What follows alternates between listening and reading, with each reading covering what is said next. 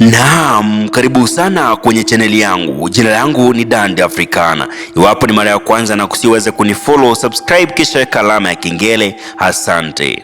Siku ya leo nakuletea uchambuzi wa filamu ambayo iliweza kutisha watu kote ulimwenguni kutoka barani Afrika, haswa nchi ya Tanzania. Filamu ya Shumileta.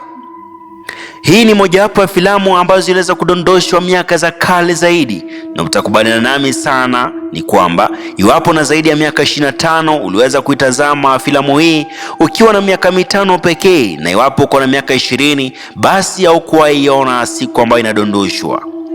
Maana filamu ya Shumileta iliweza kudondoshwa mwaka 2005, mojawapo wa filamu ambazo zilikuwa zinatisha wengi tukiwa watoto, na wengi tuliamini kwamba uchawi na ushirikina upo duniani.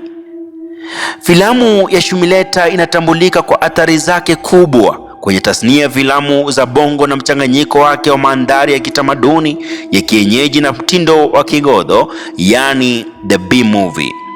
Filamu hii ni ya kutisha, the horror, ambayo ina vipengele vya kuchekesho na imeelekezwa na Bongo Comedy Movie Experience kwenye majukwaa ya mitandao ya kijamii kama TikTok.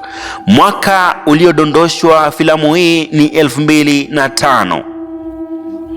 Hivi ni kwamba mazingira ya Shumileta ni ya kitasnia ya awali ya Bongo Movie. Pia inajulikana kama The Swahiliwood, ambayo ilichukua mfano wa bajeti ya chini na utengenezaji wa haraka za filamu za Nollywood ili kuunda maudhui kwa watazamaji wa ndani. Filamu ya Shumileta ni ya kitamaduni na inayojulikana kama filamu ya kutisha, ambayo inachunguza muda ama mada ya uchawi, vizuka, riddick yani zombies, na vurugu, mara nyingi ikikasia hofu na imani ya jamii za kienyeji. Kipande kimoja kinataja eneo la makaburini kama mfano vipengele vya kipekee vya kutisha. Waigizaji wakuu katika filamu hii ni Janet Mwaipaja, Evans Moshi, Jennifer Kiaka, Siri Sagara na Hamisi Bakari.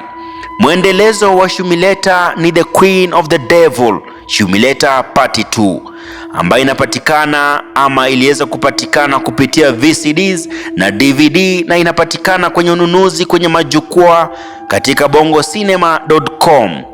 Kilipu pia zinaweza kupatikana kwenye majukwaa ya mitandao kama TikTok.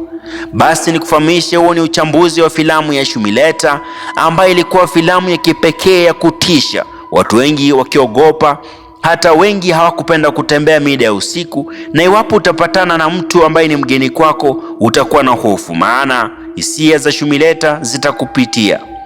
Basi weza kuachia komenti yako uweze kuniambia ni lini ulitazama filamu hii na nini ambacho kilikutisha kwenye filamu ya Shumileta.